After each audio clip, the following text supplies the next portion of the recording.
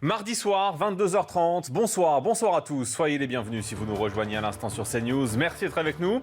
On peut tout se dire en direct jusqu'à 23h50, 23h55 avec mes invités, que je vous présente dans quelques instants, juste avant l'essentiel de l'info avec vous, Mathieu Devez. Bonsoir Mathieu. Bonsoir Thomas, bonsoir à tous. La levée des sanctions contre la Russie envisageable une fois la guerre terminée, c'est ce que déclare ce soir le président ukrainien Volodymyr Zelensky, quelques heures après une nouvelle session de pourparlers en Turquie. Des pourparlers qui se sont conclus avec des signaux positifs, ajoute le président ukrainien. Une opération humanitaire à Mariupol impossible à ce stade, estime l'Elysée après un nouvel échange entre Emmanuel Macron et Vladimir Poutine. Le président de la République a présenté à son homologue russe les contours de cette opération proposée par la France, la Turquie et la Grèce. Mais Vladimir Poutine a répondu qu'il allait y réfléchir sans donner de réponse pour l'instant. Et puis à Marseille, un ferry transformé en hôtel flottant pour les réfugiés ukrainiens. Le navire qui reliait habituellement la ville au Maghreb a commencé à accueillir cet après-midi ses nouveaux passagers. Au total, jusqu'à 1600 réfugiés vont pouvoir s'y installer pour une durée de 2 mois. Merci beaucoup Mathieu, on vous retrouve à 22h45 pour l'essentiel de l'actualité. Bonsoir Marc Varnaud, bonsoir. Vous êtes chef d'entreprise, président de Platex, merci d'être avec nous ce soir. Bon, on peut tout se dire, bonsoir William T, vous êtes ici à ma gauche, vous êtes président du think tank Le Millénaire, merci d'être avec nous ce soir. Raphaël Steinville, bonsoir, notre rédacteur en chef politique à Valeurs Actuelles. Et Paul Malin, bonsoir, vous êtes essayiste, auteur de Souverain demain aux éditions Marie B. Merci à tous les quatre d'être avec nous ce soir. Pour commencer et se mettre dans le bain, nous sommes à 12 jours de la présidentielle maintenant, du premier tour. Voici le dernier sondage OpinionWay, sondage quotidien, vous le savez maintenant, pour savoir comment vont nos candidats à la présidentielle. Regardez ce que dit les sondages, ce que dit ce nouveau sondage. Rien de bien nouveau, vous allez me dire. Quoique, le président en prend un point d'opinion à 28%, en tout cas d'intention de vote. Marine Le Pen est derrière à égalité, ça ne change pas depuis hier, à 20%. Jean-Luc Mélenchon grimpe à 15%, lui. Valérie Pécresse est à 11%. Éric Zemmour à 10%. Yannick Jadot à 5%. La suite du programme, regardez, avec le bas de tableau. Fabien Roussel est à 3%. Jean Lassalle est à 3%. Toujours devant Anne Hidalgo à 2%. Nicolas Dupont-Aignan est à 1%. Philippe Poutou à 1%. Nathalie Arthaud est à 1%. Ça vous inspire quoi, Paul Melun ? D'abord, j'observe qu'en queue de peloton, c'est assez stable. Oui. On est plutôt à des égales qu'à des plus ou à des moins. Non, par contre, plus sérieusement, sur la tête des candidats, il semblerait qu'on se stabilise vers un second tour. Alors, il faut le prendre avec beaucoup de précautions, naturellement. On irait vers un second tour, Marine Le Pen, Emmanuel Macron. Marine Le Pen qui, depuis qu'elle a passé 18-19%, semble assez stable. Et derrière, effectivement, sur le tiercé entre Éric Zemmour, Valérie Pécresse et Jean-Luc Mélenchon, je pense que ça sera assez, effectivement, ça a l'air tout de même assez dans la marge d'erreur, assez serré. Est-ce que, alors on a entendu beaucoup de choses à propos du vote caché Éric Zemmour, ouais. Il y a un certain nombre de choses qui peuvent se produire. Est-ce que Jean-Luc Mélenchon peut vraiment poursuivre sa stratégie qui est de dire que c'est lui le vote utile à gauche? J'observe d'ailleurs que ce soit Marine Le Pen ou Jean-Luc Mélenchon, les deux ont la même stratégie depuis quelques jours. Jean-Luc Mélenchon dit à toute la gauche qu'il est le plus à même de rassembler, le plus à même d'être au second tour. Donc mécaniquement, Fabien Roussel ou Yannick Jadot en pâtissent un peu, par exemple. Et Marine Le Pen, de la même façon, explique quel est le vote utile, le seul recours pour éviter un second tour entre Jean-Luc Mélenchon et Emmanuel Macron. C'est assez cocasse, mais c'est un peu les deux mêmes stratégies. Et pour le moment, à l'un comme à l'autre, ça leur réussit plutôt bien. Et puis il y a peut-être aussi une petite prime à l'ancienneté, à la bouteille, comme on pourrait dire, avec ces deux candidats qui ont tout de même des campagnes assez solides, avec des équipes qui savent travailler. Et pour cause, ils sont tous les deux candidats depuis déjà pas mal d'élections. Alors vous me faites mes transitions, c'est très bien, parce que vous parlez du vote utile. Je vais vous faire écouter quelqu'un, vous allez pouvoir réagir dans quelques instants. C'est Louis Alliot. Le vote utile, c'est bien Marine Le Pen, c'est ça ? Il devait tout casser, il devait battre à plate couture tous ses adversaires de droite. Et puis on voit bien qu'aujourd'hui, il est en train d'être en très grande difficulté. Et peut-être même demain sera-t-il en dessous de 10%. Il y a un vote utile qui est un vote patriote, national, républicain. Ce vote, c'est celui de Marine Le Pen. Quand vous avez Mme Pécresse à 11 et M. Zemmour à 10, le seul vote utile, c'est évidemment Marine Le Pen. Il faut réduire cet écart avec M. Macron dès le premier tour. Et il faut évidemment, pour ce deuxième tour, se retrouver dans les urnes, parce qu'il y a une chance historique de changer de système et de battre M. Macron. Marc Varnaud. Ce serait aussi simple que ça, finalement? Oui, enfin, le vote utile, je crois que de toute façon, quand on l'écoute, on a l'impression que c'est les mêmes électeurs qui hésitent entre M. Zemmour et Mme Le Pen. Je crois qu'il n'a pas compris que ce ne sont pas les mêmes électeurs et que donc le vote utile dont il parle, à la limite, il peut y avoir un report favorable au second tour, mais il n'y a pas de report utile. Autant le report utile ou le vote utile, il peut exister à gauche, où effectivement on voit le mouvement vers M. Mélenchon, mais sur l'extrême droite, moi je ne crois pas du tout. Ouais. Non, pas du tout. Non, absolument pas. J'y crois pas. William Autant je crois que M. Roussel peut demain s'effondrer au profit de M. Mélenchon, autant je crois, alors vous allez me dire c'est difficile, que Mme Hidalgo descende en dessous de 2%, mais enfin sait-on jamais, qu'elle puisse descendre au bénéfice de M. Mélenchon, mais que les électeurs de M. Zemmour, tout d'un coup par exemple, décident pour un tiers d'entre eux d'aller chez Mme Le Pen à 15 jours du premier tour, non. William T. Ce qui se joue, c'est la qualification au second tour. Emmanuel Macron est sûr d'être au second tour, quoi qu'il arrive, qu'importe le scénario. Ensuite, après, il y a une bataille à trois entre Jean-Luc Mélenchon, Marine Le Pen et Valérie Pécresse pour accéder au second tour. Pourquoi est-ce que je pense qu'il y a trois personnes qui peuvent qualifier au second tour? Marine Le Pen, on le voit dans les sondages, elle est pour l'instant qualifiée au deuxième tour. Jean-Luc Mélenchon, ce qu'on voit notamment dans ce sondage que vous avez divulgué, c'est qu'en fait, il y a une partie des électeurs de Roussel qui se dirigent vers Jean-Luc Mélenchon. Et donc, du coup, s'il récupère 2 à 3 points, il peut se qualifier au second tour. Surtout que Marine Le Pen, à chaque fois, est surévaluée dans les sondages, comme on l'a vu dans les dernières régionales, départementales, municipales et même élections présidentielles. Donc, est-ce qu'elle sera véritablement à 20? Surtout qu'on a une élection qui se place sous le signe de l'abstention. Et Marine Le Pen a l'électorat le plus abstentionniste. Donc du coup, est-ce qu'elle va se maintenir sous les 20 ou est-ce qu'elle va baisser un peu?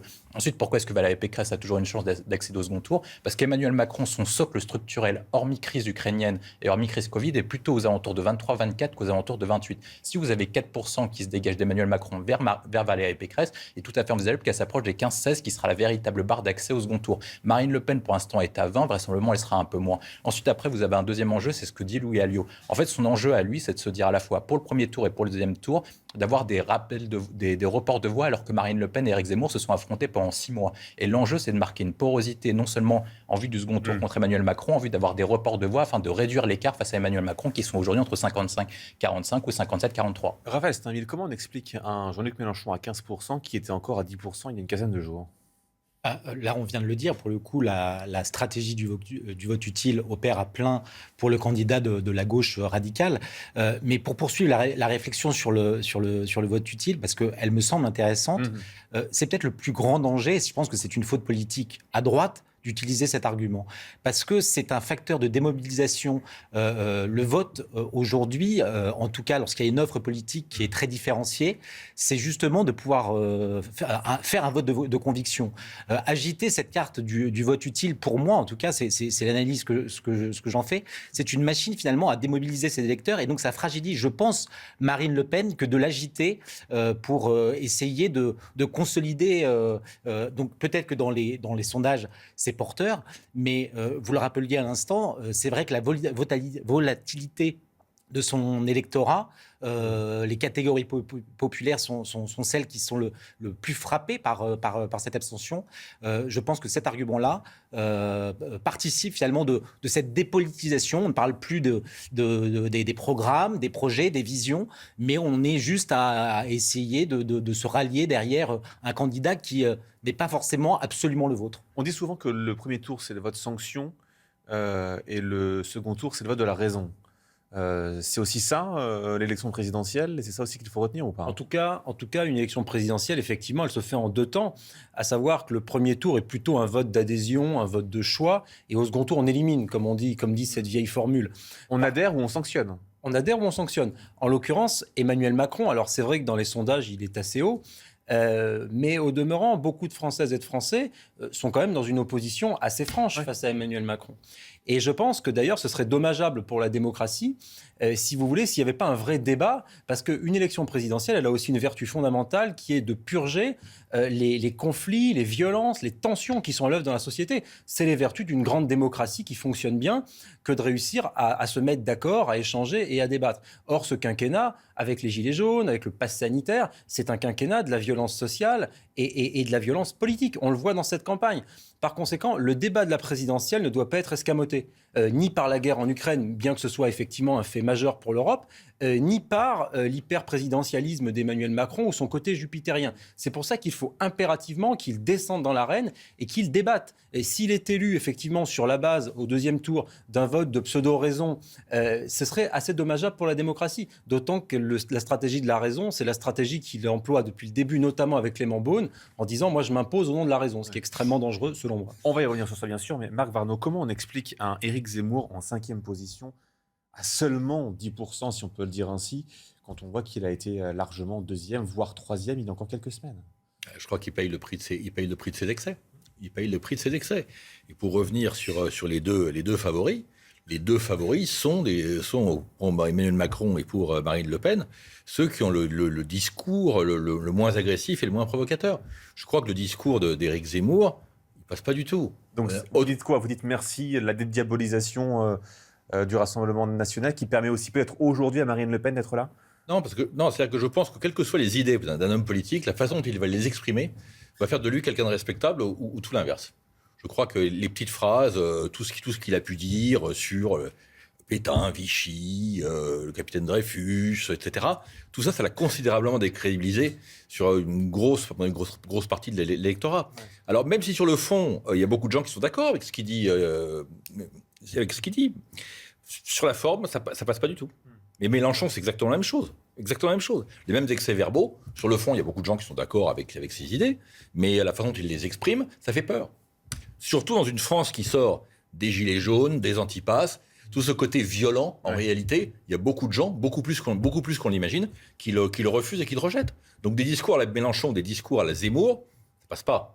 Je me permettrais quand même de nuancer peut-être cette analyse qui aujourd'hui est corroborée par les sondages, mais qui ne correspond pas à la réalité telle qu'on peut la voir et l'analyser à travers notamment la fréquentation de ces meetings, les audiences qu'il réalise à la télévision.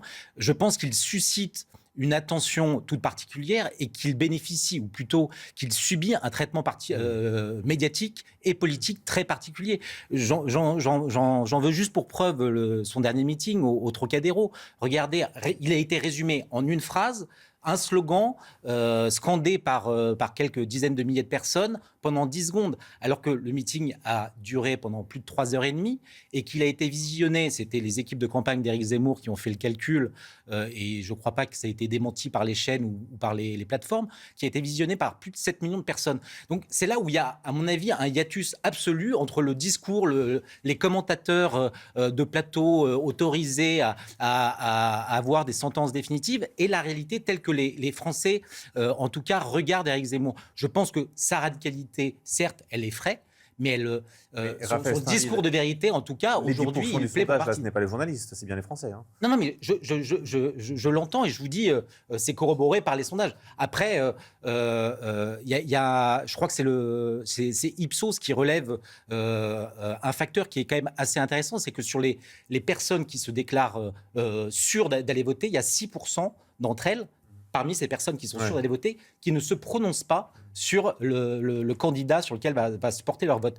C'est vrai que là, dans ces 6%, il y a une interrogation. Est-ce que ça va aller vers... Est-ce que c'est ce qu'on appelle le fameux vote caché, une sorte de vote honteux aujourd'hui, qui était avant le vote qui était celui des électeurs du Front National, ou est-ce que c'est aujourd'hui Éric Zemmour, diabolisé très largement, qui bénéficierait de ces 6% et de ce report de 6%. Je suis pas d'accord avec vous sur le fait qu'il soit diabolisé. Je pense qu'il a bénéficié... Il n'a pas été diabolisé. Je pense qu'il a bénéficié d'une couverture médiatique extraordinaire au départ, dont tous les hommes politiques non, mais il a commis des maladresses, je le sens absolument. Hein. Et je pense que si, comme vous le dites, il est diabolisé, il peut s'en prendre qu'à lui-même. Je crois qu'il a joué avec le feu, il s'est amusé à faire des petites phrases et à faire des raccourcis historiques que beaucoup de gens ne partagent pas avec lui, et il le paye. Et c'est vrai qu'aujourd'hui, on a le sentiment, je vous rejoins, que beaucoup de journalistes le regardent différemment des autres, en disant quelle est la prochaine gaffe qu'il va faire. Et malheureusement, il les déçoit rarement. On y revient dans quelques instants, bien sûr. On va continuer à débattre avec vous. On va écouter Nicolas Dupont-Aignan qui estime que l'élection est même truquée. C'est ce que dit le candidat à la présidentielle. Juste après l'essentiel de l'info, il est 22h45. Mathieu Devez. Pour Vladimir Poutine, les nationalistes ukrainiens à Mariupol doivent déposer les armes. Le président russe s'est exprimé aujourd'hui dans un communiqué après un nouvel échange téléphonique avec Emmanuel Macron. Il affirme que les forces ukrainiennes défendant le port stratégique de Mariupol doivent se rendre pour qu'un couloir humanitaire soit mis en place. En France, les 5 auteurs de la profanation du cimetière juif de Sarre-Union dans le Bas-Rhin ont été condamnés au civil. Mineurs au moment des faits en 2015, ils devront verser 85 000 € de préjudice moral à une quarantaine de parties civiles. Les mineurs avaient saccagé près de 270 tombes. Et puis après Paris et Grenoble, Lyon passe aux 30 km/h dès demain. Plus de 80% des rues de la ville sont concernées. C'était l'une des promesses du maire écologiste Grégory Doucet. L'association 40 millions d'automobilistes juge la mesure anti-voiture. Merci beaucoup Mathieu. Rendez-vous à 23h pour le journal complet. Nicolas Dupont-Aignan estime donc que l'élection est truquée. Cette élection est truquée de A à Z. Alors pourquoi ? Les parrainages, inégalité profonde. Les temps de parole, l'équité, c'était l'inégalité. Vous avez fait d'ailleurs ici des émissions de 2 heures avec certains candidats, pas avec tous. Et là, pendant la période d'égalité, vous faites 12 minutes. Troisième point, l'inégalité de financement. Transparence des parrainages, mais pas transparence des dons, que M. Macron publie ses dons de 2017 et les suivants, et on est tous prêts à le faire. Jamais on a aussi peu abordé les problèmes. Jamais il y a eu une telle propagande pour Emmanuel Macron. Il refuse le débat. Truqué ou pas, William T ? Je pense pas. Je pense que l'élection est truquée quand on est mauvais dans les sondages et que l'élection va bien quand on est bon dans les sondages. Donc, comme dit Nicolas Dupont-Aignan et derrière Anne Hidalgo et Jean Lassalle, évidemment, l'élection est truquée. Mais en fait, je pense qu'une grande partie, et ça rejoint le débat précédent sur Éric Zemmour, je pense qu'une grande partie des candidats n'ont pas compris en fait quel est l'enjeu de l'élection. Quand on partait sur le cycle 2017, 2019, 2020, on partait sur un cycle clivage entre les élites et les peuples, comme l'a rappelé Paul Melun sur le clivage entre Emmanuel Macron, qui serait contre en fait le peuple et notamment contre les Gilets jaunes. Mais l'apparition de la crise sanitaire, et ça a été matérialisé dans un sondage Fracture française de Ipsos, a complètement changé d'avis à partir de la crise sanitaire. Notamment, il publie ça chaque septembre, donc septembre 2020, septembre 2021. Et ce qu'on voit notamment, c'est qu'en fait, l'élection se base sur un nouveau clivage qui est plus peuple contre élite, mais un nouveau clivage entre la sécurité et l'aventure. Et c'est pour ça qu'Éric Zemmour s'écroule. Parce qu'en fait, Marine Le Pen, maintenant, ce qu'elle fait, elle propose plus une nouvelle aventure, elle s'est complètement normalisée. Donc, elle rejoint le clivage de la sécurité. Emmanuel Macron, président de la République sortant, est le garant de la sécurité. Quand je dis sécurité, c'est pas sécurité dans la rue, mais c'est sécurité en termes de stabilité. On sait ce qu'il va faire, Emmanuel Macron. On sait ce que Marine Le Pen va faire. Et dans cette mesure-là, c'est pour ça que c'est les deux candidats. C'est pour ça que en fait, ces deux candidats sont les deux candidats qui sont les plus en tête, et qu'en fait, c'est pour ça que les autres, qui proposent une rupture avec Emmanuel Macron, partent complètement hors du sujet, parce que les Français ont besoin d'être rassurés avec la crise sanitaire. Ils ont vécu des traumatismes qui sont profonds, avec des changements d'optique sur l'ensemble des sujets. Avant, les Français étaient quasiment pour le mondialisme. Maintenant, ils sont pour la souveraineté. Avant, ils n'attendaient pas un grand sujet sur la question de la protection sociale. Maintenant, c'est devenu un des sujets qui sont prioritaires. On avait débat, cher William. Non, mais en tout cas, dans les sondages, il y avait 60-65% de la population qui disait que la mondialisation était un bienfait pour la population française, alors qu'aujourd'hui, il y a moins de 50% qui pensent que c'est un bienfait. Matière à débat. En 2005, par exemple, sur le. Non, mais en 2005, européenne, ils n'étaient pas de cet avis-là. Non, mais c'est ce que matérialise dans les sondages. Et donc, du coup, comme les Français ont changé d'optique, il faut proposer un nouveau clivage et de nouvelles solutions. Pour reprendre ce que vous avez dit sur Éric Zemmour, moi, je pense qu'Éric Zemmour a soulevé les deux questions existentielles, en fait, du XXIe siècle. Quel est le rôle de la France et comment on fait pour combattre le déclassement de la France? Et deuxième point, quel est l'avenir de notre civilisation? Et je pense qu'il échoue pour deux raisons. D'une part, c'est les excès qui ont été décrits. Et deuxième part, c'est la chose la plus importante, c'est qu'il apporte une réponse qui est beaucoup trop étroite au sujet existentiel du XXIe siècle. Paul Melun sur l'émission, j'allais dire. sur la déclaration de. Sur l'élection truquée. Alors, parce que l'émission n'est pas encore truquée. Moi, je serais moins dur que William vis-à-vis de Nicolas Dupont-Aignan. Je pense que moi, je dirais pas que l'élection est truquée. Je dirais que le débat est biaisé. D'accord. Le débat ne peut pas avoir lieu sereinement. Vous êtes normand, quoi. Je suis un petit peu normand sur ce coup-là, je vous le concède bien volontiers, Thomas. Non, élection plutôt biaisée, parce qu'à mon avis, si vous voulez, le débat ne peut pas se passer, c'était un peu ce qu'on disait tout à l'heure, sur Emmanuel Macron jupitérien qui ne descend pas dans l'arène et qui se présente comme un chef de guerre, comme si l'élection n'était qu'une formalité. Et par conséquent, à cause de ce comportement-là, il n'y a pas pu y avoir de grands débats. Il y a eu une émission qu'il y avait eu sur la première chaîne, Face à la guerre, etc., où les candidats avaient pu un petit peu détailler leur programme. Mais enfin, de mémoire de Français, on a rarement eu une élection aussi courte, avec aussi peu de débats et aussi peu de temps consacré à la politique, mais la politique au sens noble du terme. Et ça, je trouve ça, encore une fois, assez déplorable qu'on n'ait pas ce débat. J'ajoute une autre chose, c'est que sur les petits candidats, effectivement, c'est pas parce qu'un candidat est crédité de 2-3% qu'il n'est pas légitime à s'exprimer. Il a recueilli ses 500 parrainages. Alors, Nicolas Dupont-Aignan, quoi que l'on en dise, il a aussi effectivement une base. Il a été rejoint par Florian Il a été rejoint par Florian Philippot, après, absolument. Et donc, ces candidats-là ont aussi le droit de s'exprimer. Dans certaines émissions, Anne Hidalgo a été reçue lors des émissions, elle a eu un temps d'antenne important, et d'autres candidats, comme Jean Lassalle, par exemple, qui aujourd'hui est au-dessus d'elle dans les sondages, n'ont pas été conviés à ces mêmes émissions. Et c'est tout de même des problèmes démocratiques importants, et on a le droit de les souligner. Et Nicolas Dupont-Aignan a le droit de les souligner, il est dans son rôle. Jean Lassalle, qui est à 3%, donc, qui est devant la candidate socialiste Anne Hidalgo, qui a dévoilé son clip de campagne aujourd'hui. Faisons ce tour de France de l'espoir et j'ai besoin de vous plus que jamais. C'est à partir d'ici que nous pouvons aussi venir vous voir chez vous, que nous pouvons échanger, que nous pouvons écouter les problèmes que vous n'exposez plus à personne parce qu'il n'y a plus personne pour vous entendre, sauf les maires. Venez le voir ce bus, venez-y, rentrez-y, il est ouvert à tous. C'est la porte ouverte d'une France authentique. Voilà, je vais maintenant vous le montrer. Il est à vous parce qu'il est à nous tous. Il est l'espoir. Il est la France qui revient. Et il est à partir de Strasbourg ici aujourd'hui. Cette patrie, cette ville qui a tant souffert et qui est redevenue le symbole de la paix et de l'espoir, il est la paix qui reviendra et en Europe et dans le monde. Vive la République, vive la France. Ça va aller ? Très bien. Voilà. Ah mais c'est authentique. Ah oui, Vraiment. il est totalement authentique. Et puis, on risque de se souvenir de lui aussi pour une deuxième chose, c'est que ça fait 50 ans qu'un candidat socialiste n'a pas été, Mme Hidalgo aujourd'hui, n'a pas été battu par un candidat communiste. Il faut remonter à 1969. C'est M. Gaston Defferre qui avait été battu à l'époque par Jacques Duclos. Et ben, on va aussi avoir, sans doute, M. Lassalle qui battra la candidate socialiste. Donc, ça va être quand même mémorable. Écoutez, je crois qu'il a un côté quand même très sympathique. Voilà. Et puis, il a un côté totalement authentique. C'est-à-dire qu'il représente une France que l'on ne voit plus beaucoup, mais qui existe. Et ça le rend encore plus sympathique. Moi, j'aime bien Jean Lassalle. Raphaël Steinville. Moi, je connais bien Jean Lassalle. J'ai eu l'occasion de dîner, de festoyer, de me faire des bouffes pas possibles avec lui. Non, mais vraiment, c'est un personnage extrêmement attachant, extrêmement sincère, qui n'est pas dénué d'une forme de radicalité. Il faut se souvenir de ses combats locaux ou ses grèves de la faim pour essayer de maintenir des entreprises dans sa circo. Moi, je trouve que ce qui est très regrettable en fait dans cette campagne, c'est qu'il faut se souvenir qu'en 2017, il avait eu l'occasion de s'exprimer.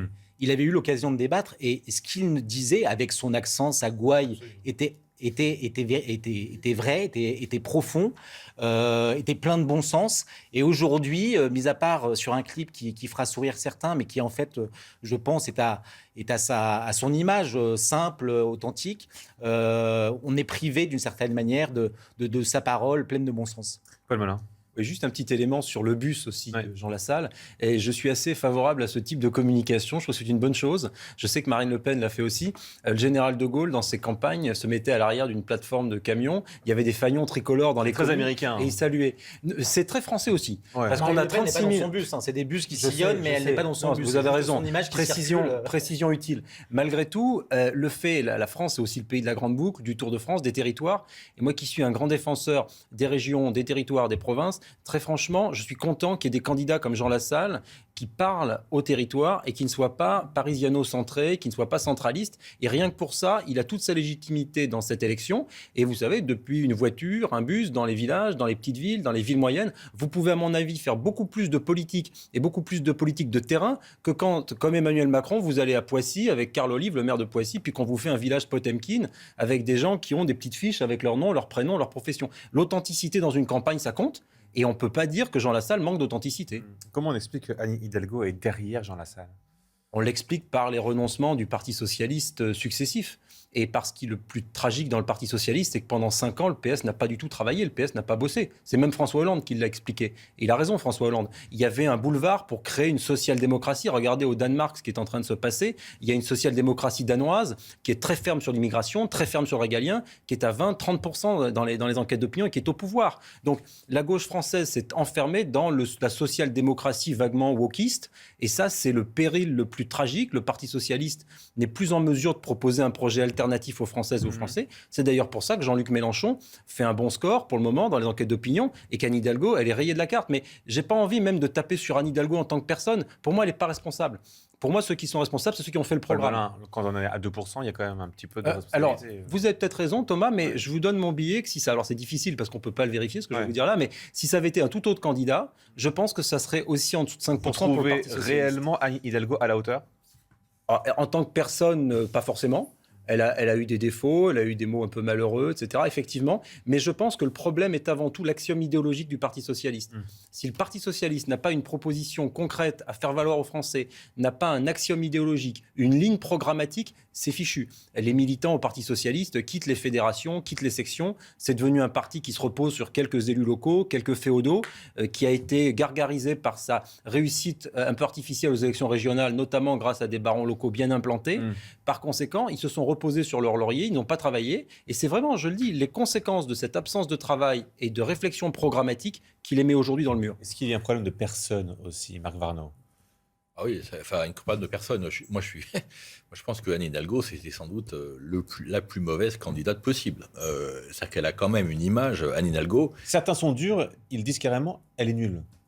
Oui, ils ont raison. Je ne vais pas dire ça, mais... non, mais on peut le dire. Enfin, non, mais je vais on peut le penser et le dire. Je ne vais pas dire ça, mais enfin, elle a quand même le joker qui est la ville de Paris pour elle. C'est-à-dire qu'elle a le Parti socialiste, je rejoins Paul là-dessus, mais elle a aussi l'absence de programme du Parti socialiste, avec donc tout le package idéologique. La France, elle veut une France des 32 heures, un revenu universel, etc. Mais derrière, elle a aussi la gestion et le bilan, enfin, triple guillemets, pour le coup, triple guillemets, de la gestion de la ville de Paris. Pourtant, face caméra, elle le dit, regardez ce que j'ai fait pour Paris. Si vous m'élisez, je vais faire pareil pour la France.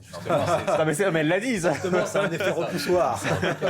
Elle n'est pas à 2% par hasard. Et puis, elle aussi, elle a fait aussi quand même quelques petites phrases qui étaient quand même gratinées. Donc, non, je crois je ne vais pas dire qu'elle mérite 2%, mais ce qui est certain, c'est qu'elle n'a rien fait pour être au-dessus de 2%. William T a dit oui, elle est nulle. Moi, je pense que 2%, c'est déjà beaucoup pour Anne Hidalgo. En fait, elle a 2% uniquement parce qu'elle a les électeurs parisiens qui votent pour elle et les élus locaux du Parti socialiste. Moi, je pense que 2%, c'est beaucoup trop. Pourquoi est-ce qu'Anne Hidalgo est la candidate la plus nulle de l'histoire du Parti socialiste? Parce qu'en fait, elle contredit toutes les valeurs du Parti socialiste et toutes les valeurs de la gauche. Quand vous êtes de gauche, vous êtes pour l'égalité. Elle est pour la discrimination positive. Quand vous êtes de gauche, vous êtes universaliste. Quel est son discours sur l'Europe et quel est son discours pour exporter les valeurs socialistes dans le monde et pour apporter une certaine vision de la France dans le monde? Quand vous êtes de gauche, en fait, vous êtes pour le travail. Anne Hidalgo n'est pas pour le travail. On l'a vu dans ce qui se passe à Paris, c'est la candidate, la maire de Paris, qui a fait le fuir les classes moyennes et les classes populaires. Quand vous êtes de gauche, vous êtes pour une certaine vision de la laïcité et de la République. Anne Hidalgo se compromet avec les élus Europe Écologie Les Verts, qui sont wokistes et qui sont contre la vision de la laïcité et contre la vision du modèle unitaire qui a été mise en place par la gauche dans les années en 1905. Donc pourquoi est-ce que vous demandez à des électeurs de gauche de voter pour la gauche alors que la gauche ne sait même plus où est-ce qu'elle habite? Et donc du coup, ils sont partis vers le seul qui sont encore de gauche, c'est-à-dire Roussel, Jadot, voire Emmanuel Macron. Raphaël Steinville. Pourquoi voudriez-vous que je rajoute je sais pas. Ne serait-ce que quelques mots à... Le dernier plutôt. Non, mais en fait, moi je trouve ça triste pour le débat, triste que le Parti socialiste soit aussi inexistant ou se soit tellement compromis ces dernières années. Paul Melun évoquait l'idéologie woke et la cancel culture. Effectivement, elle paye tous les renoncements de la gauche au véritable combat qui était ceux de la gauche. Anne Hidalgo, justement, tiens, on va l'écouter. Elle est candidate, elle fait toujours campagne, bien sûr. France Inter, il y a maintenant quelques heures. Elle avait une petite pensée pour Éric Zemmour, bien sûr.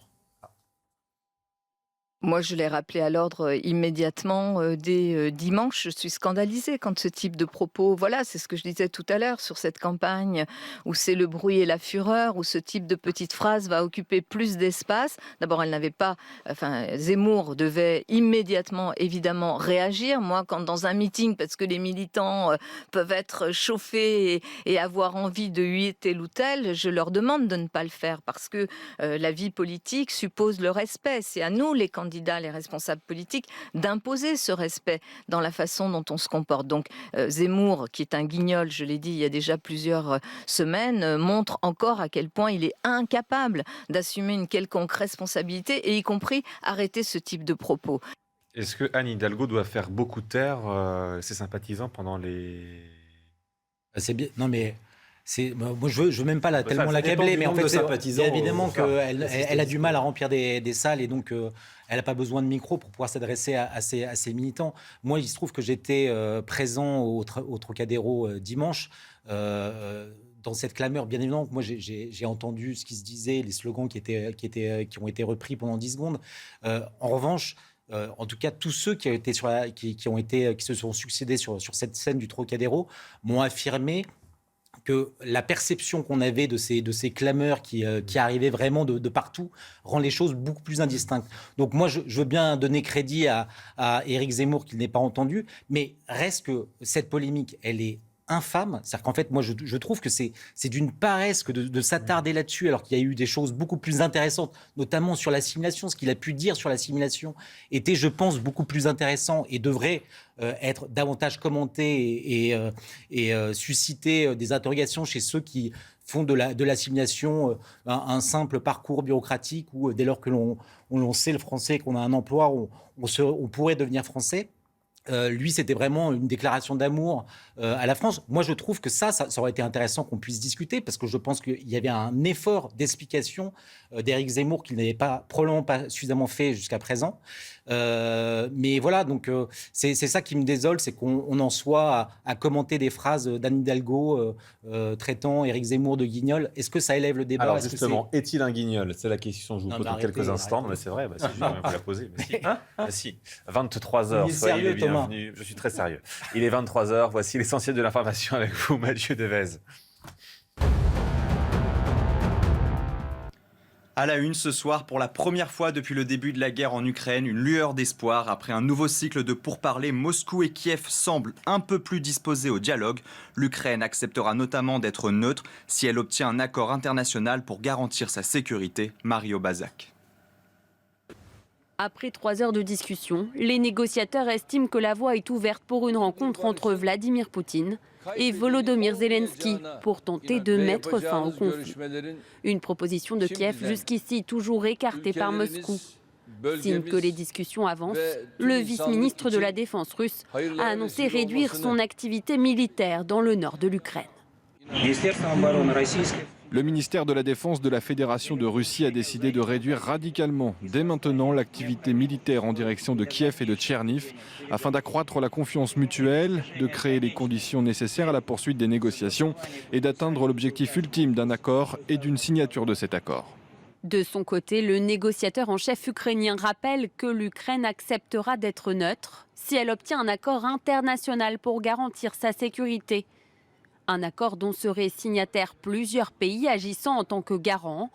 Une attaque contre l'un de ses membres serait une attaque contre tous. Si tout le monde accepte cette position, cela voudra dire que c'est la fin de la guerre, que les troupes russes se retireront et que les 3,5 millions de personnes qui sont à l'étranger pourront rentrer chez elles. Kiev demande également que cet accord n'interdise en rien l'entrée de l'Ukraine dans l'Union européenne. Un accord dont la Crimée annexée et les territoires du Donbass sous contrôle des séparatistes pro-russes seraient temporairement exclus. À Marseille, un ferry transformé en hôtel flottant pour les réfugiés ukrainiens. Le navire qui reliait habituellement la ville au Maghreb a commencé à accueillir cet après-midi ses nouveaux passagers. Au total, jusqu'à 1600 réfugiés vont pouvoir s'y installer pour une durée de 2 mois. Un geste humanitaire fort qui fait la fierté du commandant. Nous, c'est unique, hein. C'est dans une carrière de capitaine et de mon équipage. Hein. Nous, on est habitué à transporter des passagers, soit sur la Corse, soit sur l'Afrique du Nord. Donc là, se transformer en bateau-hôtel, c'est vrai que c'est quelque chose d'exceptionnel, hein, à titre personnel et tout mon équipage. On va les accueillir donc dès après-midi. Après, on va leur donner ce qu'on appelle une petite fiche sur règles de vie, hein, qui va être distribuée et qui a été traduite en ukrainien, avec en gros les règles de vie sur le fonctionnement du bateau, comme un hôtel, jusqu'aux règles de sécurité. Après, donc, on va accueillir les ONG, des services médicaux et de l'aide psychologique aussi. Donc là, dès aujourd'hui, il y a la Croix-Rouge qui est à bord avec 2 infirmiers qui seront en permanence à bord. La Russie dément toute tentative d'empoisonnement de l'oligarque russe Roman Abramovich. Hier, le Wall Street Journal révélait que le propriétaire du club de football de Chelsea avait été victime d'un empoisonnement au début du mois de mars alors qu'il était en Ukraine en tant que négociateur pour la paix. Selon le Kremlin, Roman Abramovich joue bien un rôle de médiateur dans les pourparlers qui se sont ouverts aujourd'hui à Istanbul. De base, on vous retrouve à 23h15 pour l'essentiel de l'actualité. Anne Hidalgo, Zemmour est un guignol. William T. C'est un contresens qu'elle dit, parce qu'elle dit quand on est candidat à l'élection présidentielle, il faut avoir du respect pour les autres. C'est ce que dit sa déclaration. Et 2 secondes après, elle dit que Éric Zemmour est un guignol. Donc Anne Hidalgo est capable, dans une même phrase, de faire des contresens. Et c'est ce que j'expliquais tout à l'heure sur les valeurs, en fait. C'est aussi un talent, vous savez. C'est à tous les niveaux. Donc je pense que même avec de l'entraînement, on ne peut pas devenir aussi nul qu'Anne Hidalgo. Je pense qu'elle a quasiment aucune qualité.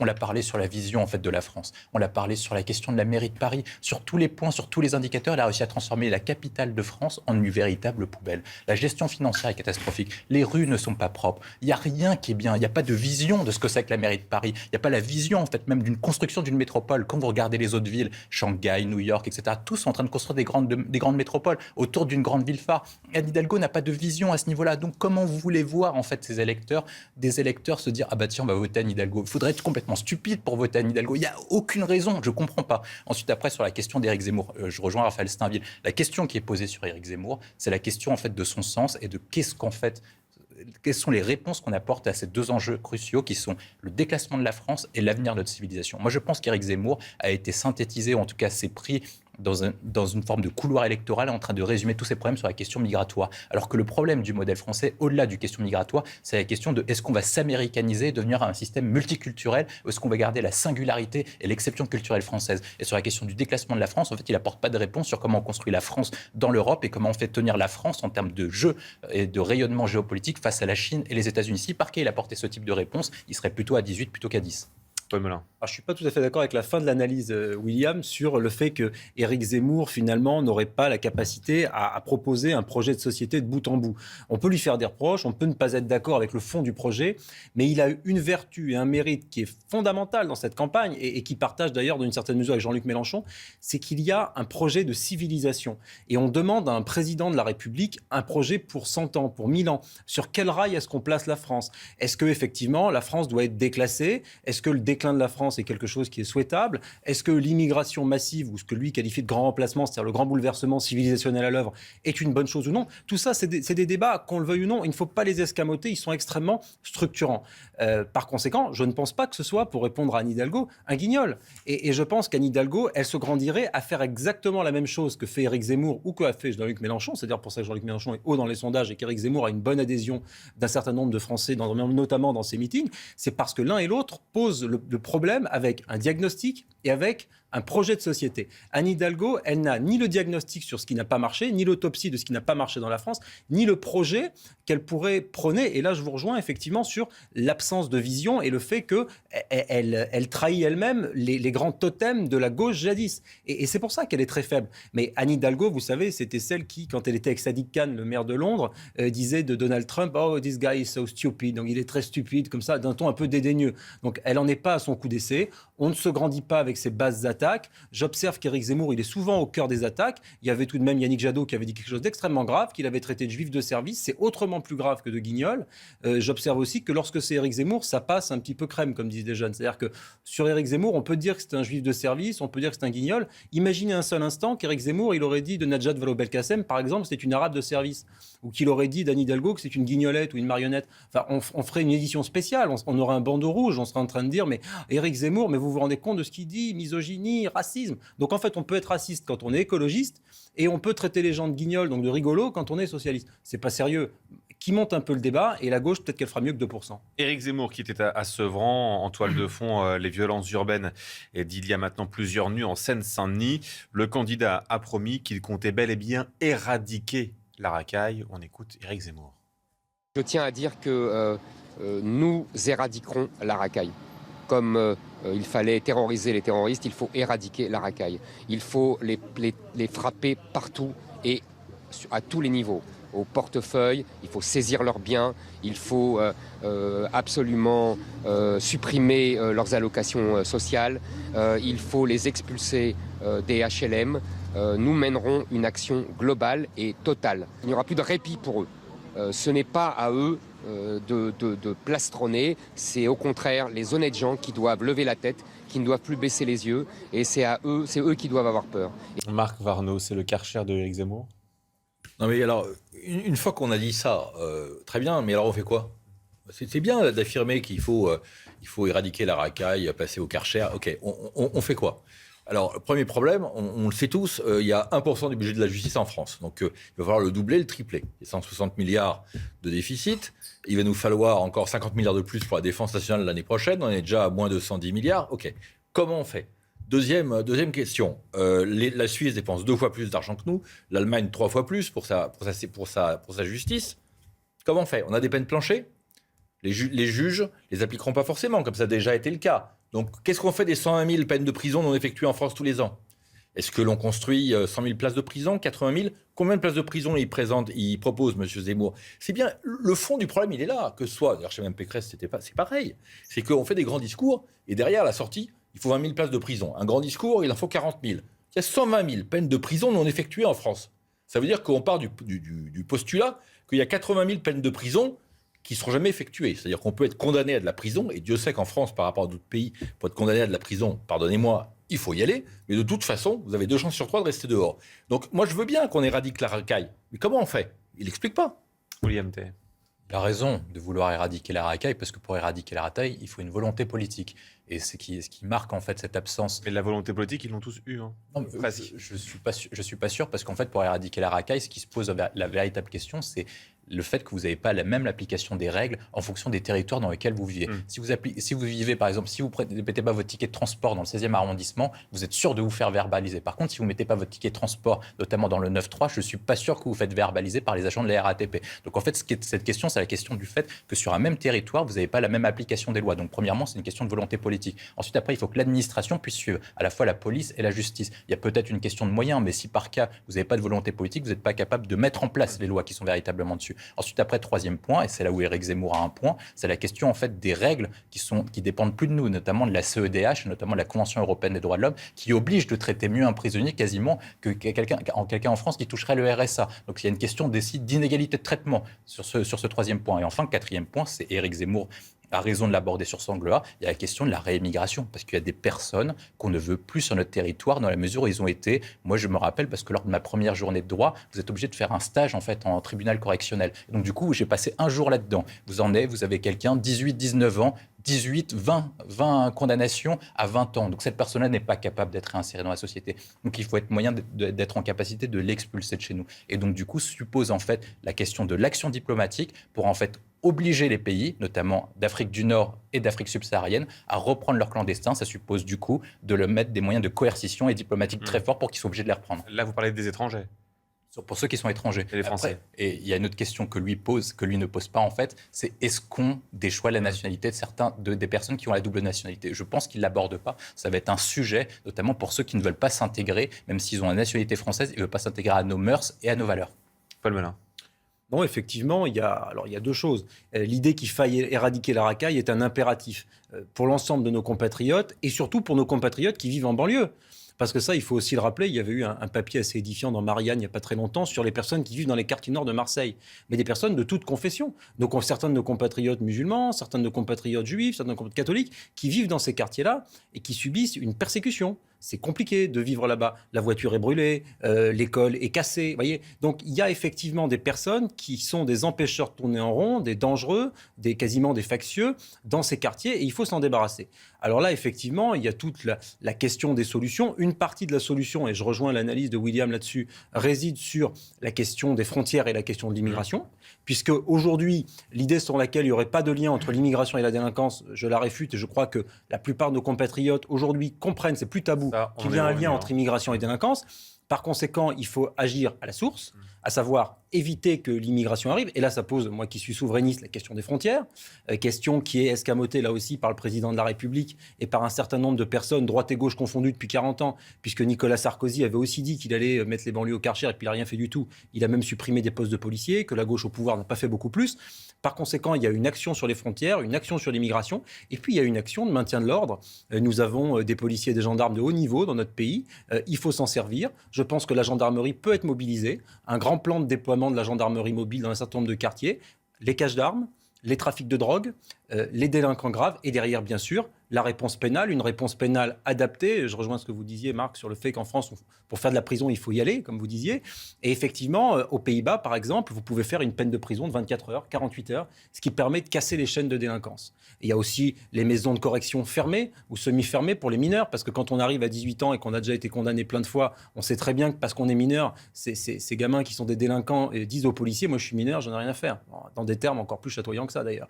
Mais si vous voulez, il y a une impuissance publique, une impuissance des forces de l'ordre parce qu'ils n'ont pas les moyens d'agir, et puis derrière surtout une réponse pénale qui n'est pas à la hauteur. Donc c'est vraiment par ces deux pieds, je pense qu'on agira. Un, le pied migratoire, et deux, le pied du maintien de l'ordre et de la sécurité.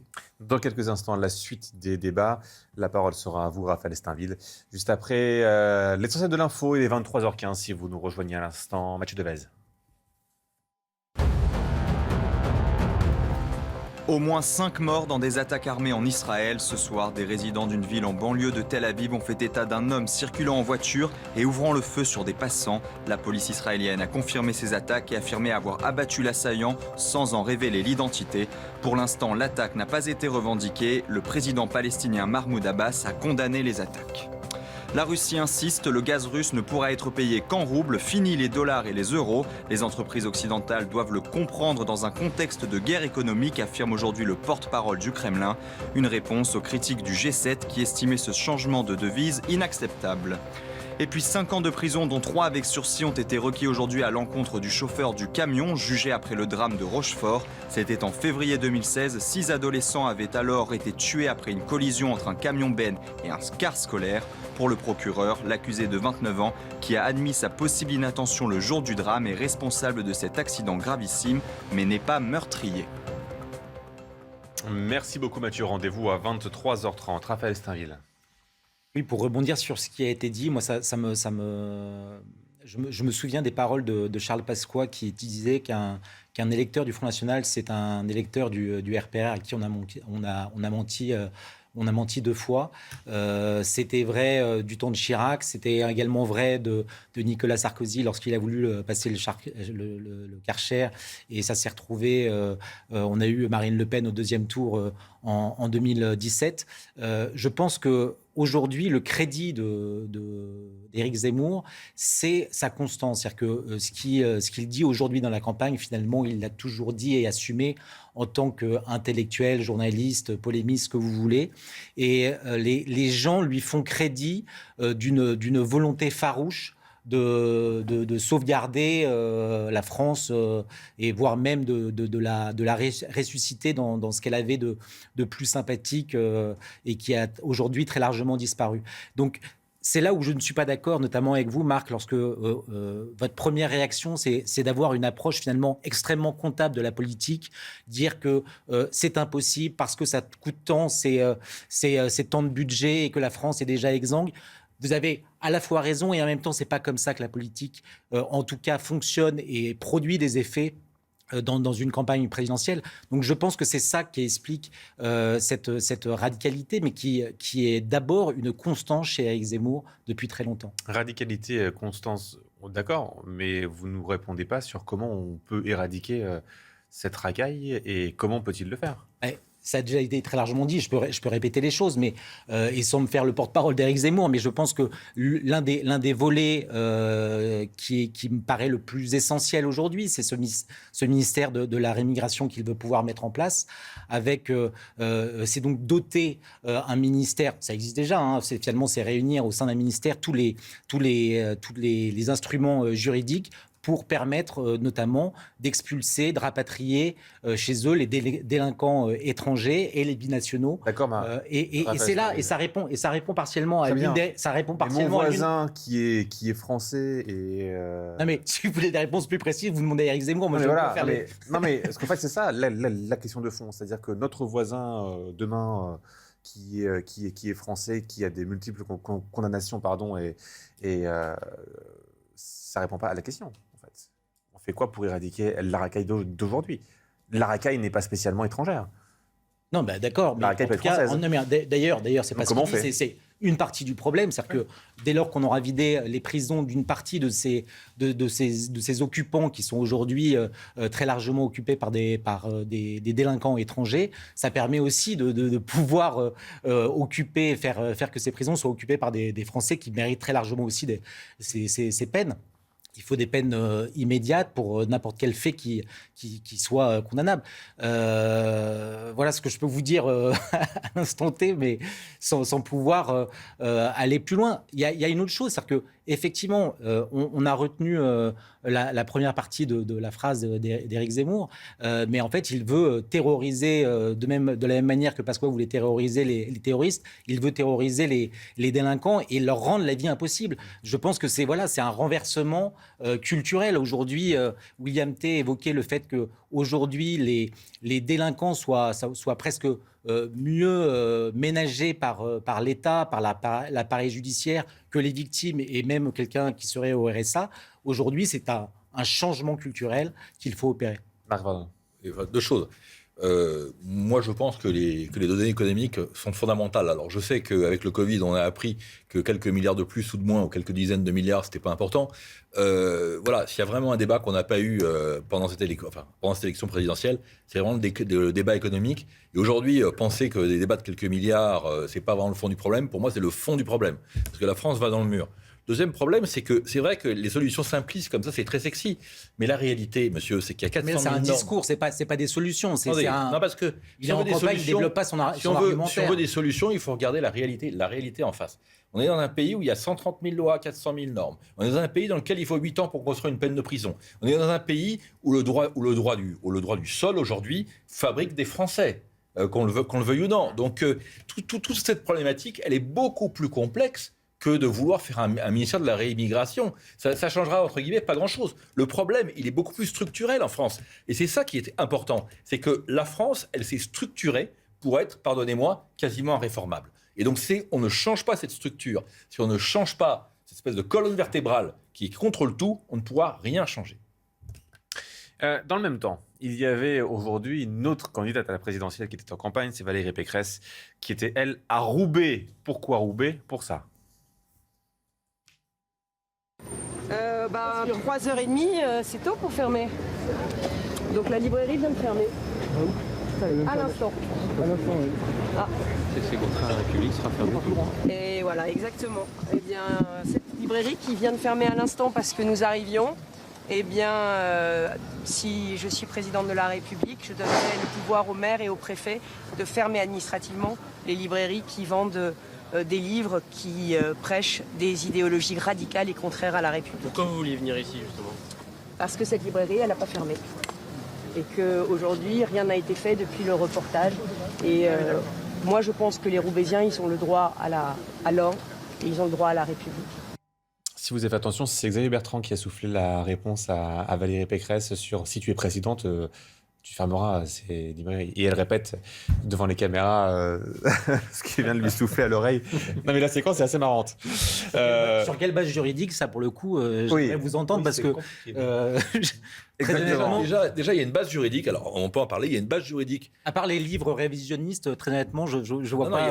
Il y a une base juridique qu'il faudrait quand même mettre en place. C'est de donner le pouvoir au maire de la liberté de contravention. Alors, je sais qu'il y a peu de Français qui savent ça, mais les contraventions sont faites par le montant est réglé par la loi. Si vous donniez la liberté au maire de régler les contraventions comme il le souhaite, peut-être que le maire de Roubaix, on verra s'il est de bonne foi ou pas, il pourrait faire des contraventions extrêmement importantes pour tout type d'infraction. La question, si vous voulez être élu maire à Roubaix, vous avez intérêt aussi à ménager votre clientèle. La difficulté, c'est qu'on ne peut pas résoudre les problèmes de communautarisme dans ce pays, puisque manifestement, ce sont des gens droits dans lesquels... si vous voulez me faire dire que la moitié des élus de France, que la moitié des élus de France, dans des quartiers, pardonnez-moi, où il y a beaucoup de racailles, sont clientélistes et vont chercher ces électeurs chez ces racailles, exactement ce que je voulais vous suis dire. entièrement d'accord avec vous. Il suffit de voir le communiqué qu'a fait Mme Clémentine Autain le week-end dernier, qui est pour le coup scandaleux. D'où ma remarque sur la difficulté de confier aux édiles, aux maires, la responsabilité de verbaliser, sachant qu'en plus, pour les plus vertueux d'entre eux, à mon avis, connaissant un petit peu et voyant les violences qu'il y a eu d'ailleurs,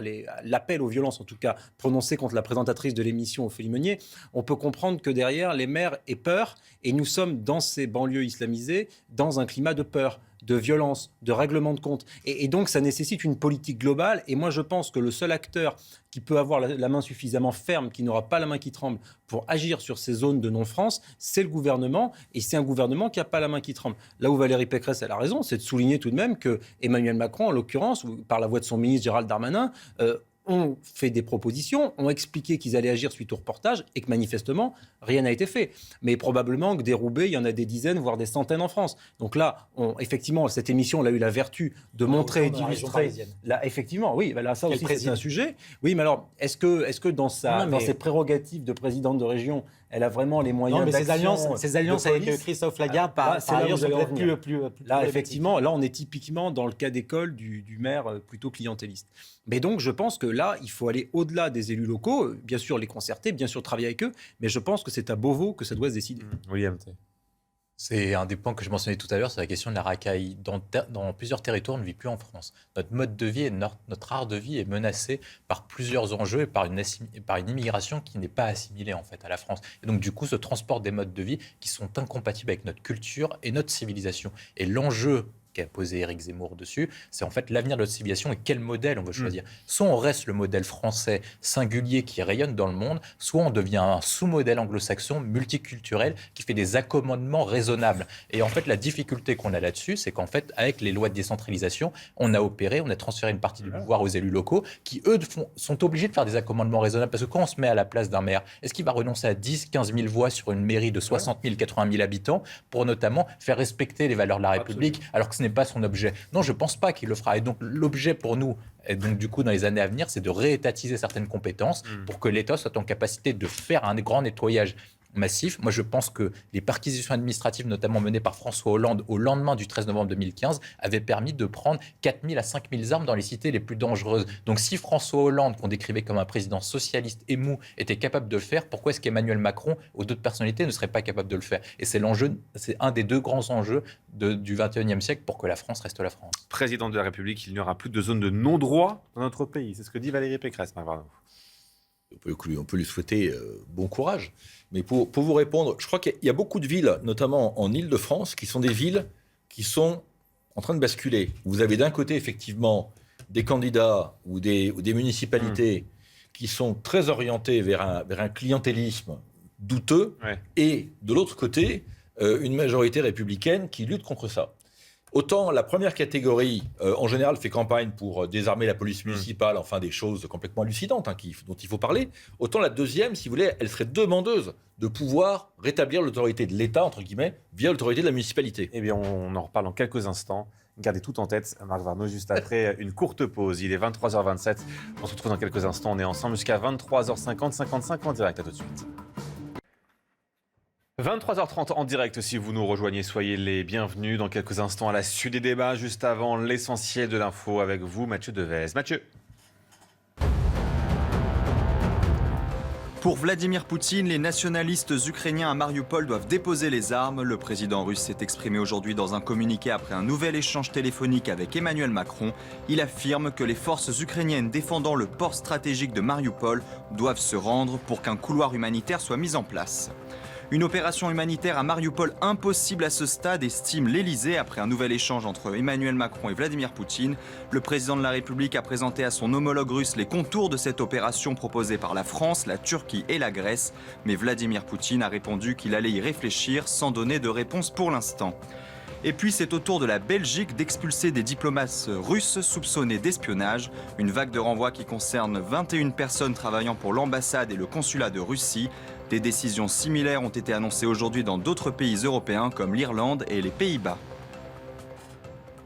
Merci beaucoup Mathieu, rendez-vous à 23h45. Raphaël Steinville, vous vouliez réagir sur Valérie Pécresse en campagne à Roubaix aujourd'hui. Oui, parce qu'en fait, moi, ça m'interpelle et j'ai en tête le débat qu'elle a pu avoir il y a quelques jours face à Marion Maréchal, qui, à la fin de son échange avec Valérie Pécresse, lui posait une question qui me semble fondamentale. Elle s'adressait à Valérie Pécresse et elle lui demandait si la France, dans 20, 30 ou 60 ans, devenait musulmane. Est-ce que ça lui posait problème ? Et à cette question fondamentale, Valérie Pécresse ne savait pas répondre. Et moi, pourquoi j'évoque cette scène, c'est que le fait d'aller à Roubaix, il n'y a pas seulement l'islamisme. On voit bien que la ville, elle a changé. Elle n'est pas tenue par les frères musulmans. C'est pas, on lapide pas les femmes dans la rue. C'est pas ça. C'est la question de l'islam au sein même d'un ville ou d'une village français. C'est une ville qui aujourd'hui a 7 mosquées et ça change en fait. Donc la question, elle n'est pas seulement juridique, d'avoir une réponse juridique, c'est une réponse culturelle. Quelle France nous voulons ? Est-ce que nous voulons la survie de la France ou est-ce que nous voulons, et vous l'évoquiez encore tout à l'heure, nous accommoder avec quelque chose qui vient bien évidemment percuter notre modèle et notre culture française ? Et ça, je pense que Valérie Pécresse est peut-être un peu trop légère dans ses réponses parce qu'elle sent qu'il y a un problème, mais elle ne s'en empare pas à la bonne hauteur, à mon sens. Parce que Valérie Pécresse n'a jamais fait sa campagne, Marc Varnaud, mais a fait la campagne des autres. Oui, moi je pense qu'elle a fait d'abord, ça c'est la conséquence des primaires. Elle a fait une bouillabaisse politique LR pour fusionner 4 programmes, 4 candidats, 4 équipes autour d'elle. Et ça a été catastrophique. C'était catastrophique parce qu'en réalité, quand on regarde l'équipe de campagne de Valérie Pécresse, on a l'impression d'avoir le Conseil régional d'Île-de-France en version étendue. Le programme, c'est la fusion des 4. Et puis ensuite, elle n'a pas du tout su se différencier et porter un programme médiatisable et médiatisé. Ouais. William T. Je pense que Valérie Pécresse, en fait, a 2 points faibles. Elle fait du sous-Fillon, avec 2 points où en fait elle a une grande faiblesse par rapport à François Fillon. Un, c'est que François Fillon était gaulliste, notamment sur sa gestion des affaires étrangères, était capable de décliner en fait une vision de la France et une vision de comment est-ce que la France peut agir dans le monde et en Europe. Ça, c'est le premier point. Il avait un programme européen. Et deuxième point qui était essentiel chez François Fillon, et notamment une partie de ses électeurs se sont retrouvés dimanche au Trocadéro, c'est que François Fillon avait un projet civilisationnel. Et Valérie Pécresse en fait apporte une réponse administrative et technique à un enjeu de fond qui est politique, culturel et civilisationnel. Parce que l'enjeu en fait que pose Marion Maréchal, et il y aurait eu une autre réponse à dire, est-ce que la France va devenir l'Afrique ou un pays musulman en 2050-2060 ? Vraisemblablement, au vu des courbes de natalité, au vu des vagues migratoires, la France ne sera pas un pays africain d'ici 2050 et 2060. Par contre, ce qui est vraisemblable, c'est que la France devienne un pays comme le Liban, ou en tout cas comme les grands pays anglo-saxons, notamment avec une population multiculturelle, où des cultures... En fait, vous n'avez pas un monde où chacun absorbe la culture de l'autre, c'est que vous avez des cultures qui vivent séparées. Vous avez dans des quartiers, j'ai mon frère qui habite à Londres, des quartiers qui sont musulmans, des quartiers qui sont anglais, et des quartiers qui sont hispaniques, etc. Et est-ce que c'est le modèle que nous, on veut en France ? Je ne pense pas, parce que ce n'est pas notre singularité, ce n'est pas notre exception française. Et la difficulté qu'elle a, c'est qu'en fait, quand vous êtes principalement, et parce que j'ai suivi le même cursus qu'elle, quand vous êtes formé sur des études plutôt techniques et technocratiques, vous vous enseignez pas en fait à apporter une réponse politique sur un enjeu comme ça, vous apportez une réponse qui est technique, et je pense qu'il n'est pas à la hauteur des enjeux du monde, de la France, donc comment on voit notre avenir au XXIe siècle. Paul Melun. Et puis effectivement, la grande difficulté majeure qui empêche Valérie Pécresse et plus largement qui empêche les Républicains d'aborder certains sujets et notamment de répondre à la question de Marion Maréchal sur l'islam, c'est qu'il y a une tenaille politique au cœur de laquelle est prise LR, c'est-à-dire qu'il y a Emmanuel Macron qui occupe le centre droit, libéral, multiculturaliste, mondialiste, européiste et immigrationniste avec brio. Il y a une bonne partie des Républicains, en tout cas chez les cadres, pas trop chez les militants, mais chez les cadres qui se retrouvent dans ce modèle-là. Et à l'inverse, il y a Éric Zemmour qui pose le débat en termes civilisationnels. Et pour moi, aujourd'hui, entre beaucoup de militants LR et le discours d'Éric Zemmour, il y a une feuille de papier à cigarette. Par conséquent, Valérie Pécresse, elle est totalement écartelée. Parce que si jamais elle dévie vers un discours civilisationnel et qu'elle ne loupe pas, elle va au fond des sujets et qu'elle va sur le sujet, par exemple, du grand remplacement, en fait, plus grand-chose ne la séparera, à vrai dire, d'Éric Zemmour ou de Marine Le Pen. Et par conséquent, LR a une difficulté majeure depuis qu'Emmanuel Macron est au pouvoir, d'incarner une voix. Alors quand on entend les dirigeants, les hiérarques de LR dire qu'ils sont la droite républicaine par rapport à l'extrême droite, etc., enfin, c'est pas tout à fait crédible. Parce qu'aujourd'hui, effectivement, ils n'arrivent pas à incarner une autre voix. Et donc, ils sont condamnés à cette tiédeur, à cette espèce de synthèse molle, comme vous le disiez, Marc Verneau, entre tous les candidats pour faire l'union. Sauf que l'union, ça marche quand on est au pouvoir et quand on l'a. Parce que c'est l'appétit des places qui a bien souvent réussi à faire l'union dans ce parti. Aujourd'hui, s'il n'y a plus de place à distribuer, il n'y a plus d'union. Il y a une partie du parti, Nadine Morano, Éric Ciotti, etc., qui pourrait partir naturellement chez Éric Zemmour, puisqu'il pense à 99% pareil. Et puis il y en a d'autres qui, à l'instar d'Éric Woerth il y a quelques mois, peuvent très bien partir chez Emmanuel Macron. Et Nicolas Sarkozy est en train de préparer ce ralliement. Donc aujourd'hui, cet écartèlement-là, si jamais Valérie Pécresse, elle n'est pas au second tour, c'est règlement de compte à hockey choral et c'est terminé. Et par conséquent, il est plus difficile d'être audible pour Valérie Pécresse que pour d'autres candidats de droite sur les sujets que vous évoquiez, Raphaël ou William. Elle n'a pas de chance finalement. Valérie Pécresse. Enfin, elle n'arrive pas au meilleur moment. Elle n'a pas de chance. Enfin, elle a tout fait pour pas avoir de chance. Elle a un programme qui est pas différenciant. Elle a une équipe, moi qui me rappelle les élections des années 90. Elle a quand même, on va pas les nommer, mais elle a quand même un carteron, non pas de généraux, mais d'oligarques, qui sont comme il faut. Et puis je crois que, et puis en plus, alors, un autre argument, c'est que malheureusement, elle passe pas. C'est-à-dire que quand on la voit, ça n'imprime pas. Elle n'imprime pas. Et la conviction ne transcende pas l'écran. Ouais. Elle est trop politique. Ouais. Et voilà, il n'y a aucune ouverture à la société civile. Ça m'a choqué. Il n'y a personne autour d'elle qui est hors républicain. Alors, qu'est-ce que veulent les Français aujourd'hui ? Ils veulent la société civile. Ils veulent des gens qui sont face aux problèmes et qui apportent des réponses compréhensibles. Pas des gens qui ont 40 ans de carrière et qui ont été élus pour la première fois en 1979. Les Français ne veulent pas ça. Et pourtant, ses plus proches collaborateurs, ils ont ce profil. Je pense pas. Je pense que les Français s'en fichent de ces négociations et ces négociations d'appareil politique, de savoir qui est à qui. La question, c'est Valérie Pécresse et la stratégie de LR. Qu'est-ce que c'est qu'en fait l'UMP et qu'est-ce que c'est que LR ? C'est l'alliance des libéraux avec les conservateurs sous l'égide d'un chef gaulliste. Quand vous avez les libéraux qui partent chez Emmanuel Macron et les conservateurs qui partent chez Éric Zemmour et qu'en plus vous n'avez pas de chef gaulliste, en fait il n'y a aucun intérêt à voter LR. C'est toute la difficulté. Et en fait l'enjeu pour Valérie Pécresse, et c'est comme ça qu'elle avait réussi à faire une synthèse de François Fillon qui a mené à 20% malgré les affaires, les costumes et je ne sais pas combien d'affaires ils ont sorti sur François Fillon. C'est comme ça qu'il fait 20%. La difficulté de LR, c'est qu'ils ont rogné le programme de François Fillon après les élections législatives en disant que le programme était beaucoup trop radical. En fait, quel est l'intérêt en fait de voter du coup pour eux ? Et c'est là tout l'enjeu en fait pour Valérie Pécresse dans ces 10 prochains jours, c'est de montrer une utilité du vote LR. Le premier point, c'est de montrer les difficultés, notamment aux électeurs de Macron, qu'elle est capable de faire mieux sur les questions économiques. Et enfin, sur les questions civilisationnelles et sécuritaires, qu'elle apporte une réponse qui est beaucoup plus crédible, comme l'avait fait Sarkozy avec les électeurs de Le Pen en 2007, une réponse beaucoup plus crédible que les électeurs de Le Pen et de Zemmour sur ce niveau-là. Si elle arrive à faire ça, elle peut mordre un peu des deux côtés et espérer se qualifier au deuxième tour. Avant de parler de l'Ukraine, je voulais qu'on vous montre cette image. On va vous la montrer dans quelques instants. Une rencontre opposant le Melun FC à l'Entente Bagneux-Nemours. C'est dimanche. Un incident majeur est survenu à la fin de ce match de deuxième division de district de Seine-et-Marne. Après le coup de sifflet final, l'arbitre a été sauvagement agressé par plusieurs supporters du club de Melun qui se trouvaient à l'extérieur du terrain. Regardez ce qui s'est passé dimanche.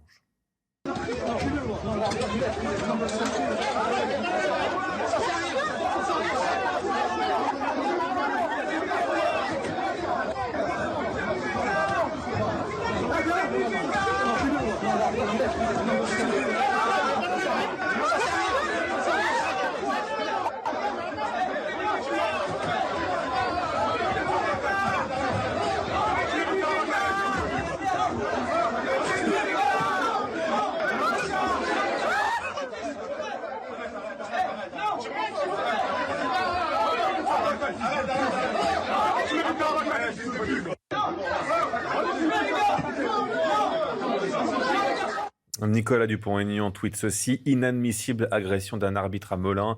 Assez de ces racailles qui pourrissent la vie des Français. Il est temps d'agir.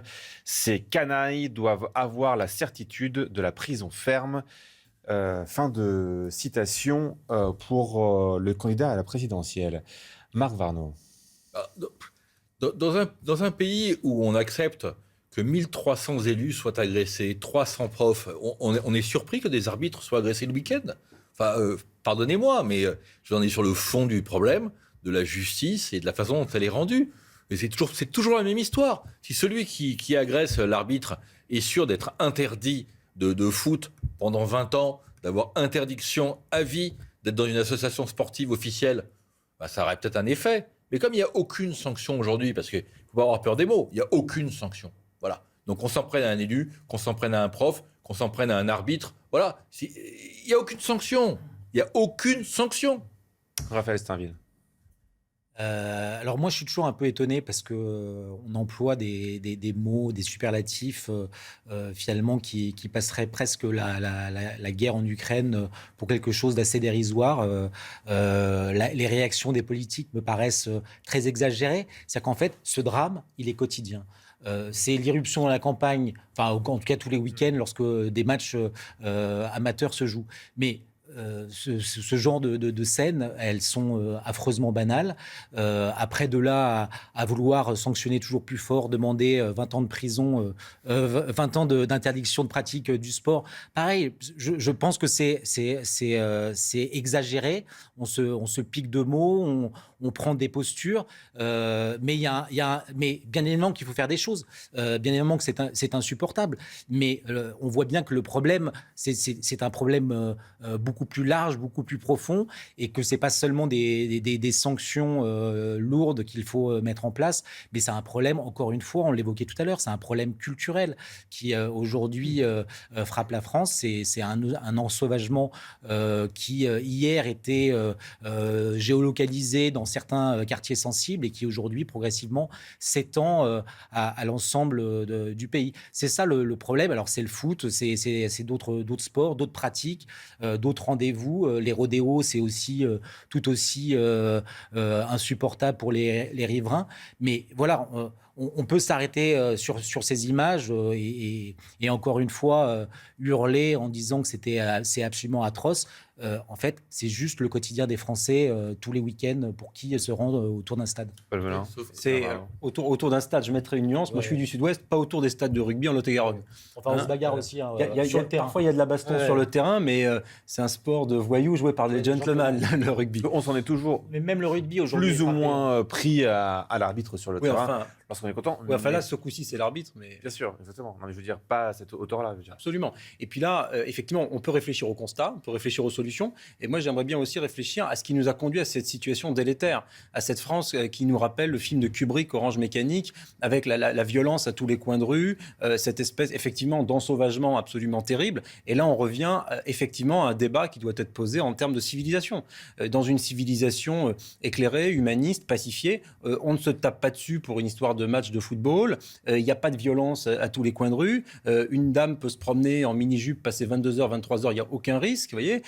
Deux hommes peuvent se tenir la main dans des quartiers dangereux, aujourd'hui malheureusement dangereux, sans se faire agresser. On peut se promener avec une kippa sur la tête sans se faire agresser, etc.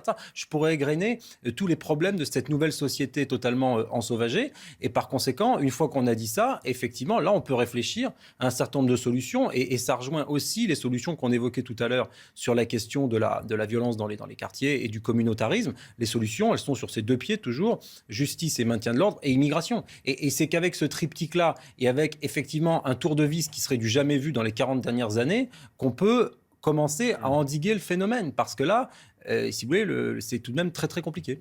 23h45, l'Ukraine, juste après l'essentiel de l'info, Mathieu Devez. Les premières sanctions sont tombées après des fêtes à Downing Street pendant les confinements. La police de Londres annonce une vingtaine d'amendes pour infraction aux règles anti-Covid. Ces réceptions étaient organisées dans les cercles du pouvoir britannique alors que le pays vivait confiné. Un scandale qui avait fragilisé Boris Johnson qui, pour sa part, n'a pas encore reçu d'amende. Après Paris et Grenoble, Lyon passe aux 30 km/h dès demain. Plus de 80% des rues de la ville sont concernées. C'était l'une des promesses du maire écologiste Grégory Doucet. L'association 40 millions d'automobilistes juge la mesure anti-voiture. Et puis le candidat Emmanuel Macron s'invite dans un jeu vidéo. Son équipe de campagne a inauguré ce mardi l'univers du président dans le jeu en ligne Minecraft, univers qui se veut civique et politique, dans lequel on peut retrouver une mairie et y vérifier son inscription sur les listes électorales. Objectif, sensibiliser les 15-30 ans à l'élection présidentielle. Merci beaucoup Mathieu. De nouvelles tractations à Istanbul pour tenter de mettre fin à la guerre qui sévit en Ukraine depuis l'invasion russe il y a maintenant plus d'un mois, tandis que les forces ukrainiennes affirment résister aux assauts russes sur de grandes villes et même avoir repris du terrain. Mario Bazac. Après 3 heures de discussion, les négociateurs estiment que la voie est ouverte pour une rencontre entre Vladimir Poutine et Volodymyr Zelensky pour tenter de mettre fin au conflit. Une proposition de Kiev jusqu'ici toujours écartée par Moscou. Signe que les discussions avancent, le vice-ministre de la Défense russe a annoncé réduire son activité militaire dans le nord de l'Ukraine. Le ministère de la Défense de la Fédération de Russie a décidé de réduire radicalement, dès maintenant, l'activité militaire en direction de Kiev et de Tcherniv, afin d'accroître la confiance mutuelle, de créer les conditions nécessaires à la poursuite des négociations et d'atteindre l'objectif ultime d'un accord et d'une signature de cet accord. De son côté, le négociateur en chef ukrainien rappelle que l'Ukraine acceptera d'être neutre si elle obtient un accord international pour garantir sa sécurité. Un accord dont seraient signataires plusieurs pays agissant en tant que garants. Une attaque contre l'un de ses membres serait une attaque contre tous. Si tout le monde accepte cette position, cela voudra dire que c'est la fin de la guerre, que les troupes russes se retireront et que les 3,5 millions de personnes qui sont à l'étranger pourront rentrer chez elles. Kiev demande également que cet accord n'interdise en rien l'entrée de l'Ukraine dans l'Union européenne. Un accord dont la Crimée annexée et les territoires du Donbass sous contrôle des séparatistes pro-russes seraient temporairement exclus.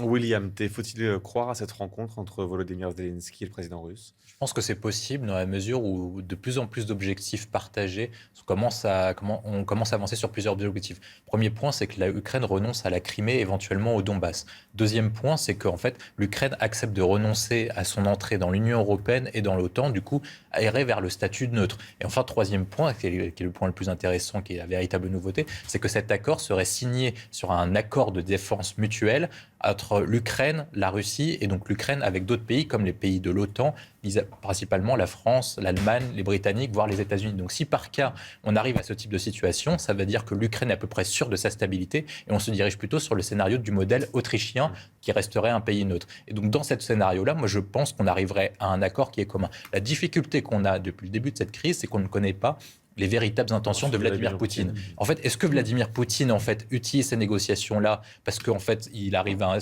son armée qui est enlisée? Deuxième point, c'est est-ce que c'est pas un moyen de gagner du temps pour ensuite après opérer une nouvelle conquête comme lorsqu'on a abouti aux accords de Minsk entre 2014 et 2015 pour revenir à la conquête dans 5 à 6 ans? Moi, je pense que c'est là en fait l'enjeu principal. C'est qu'est-ce que veut Vladimir Poutine? Est-ce qu'il veut faire tomber le régime de Zelensky? Est-ce qu'il veut contrôler toute l'Ukraine? Ou est-ce qu'il par cas il veut uniquement autricher ou finlandiser l'Ukraine? Si on arrive sur le dernier scénario, je pense qu'on aboutira à la fin de la guerre. Marc Varno.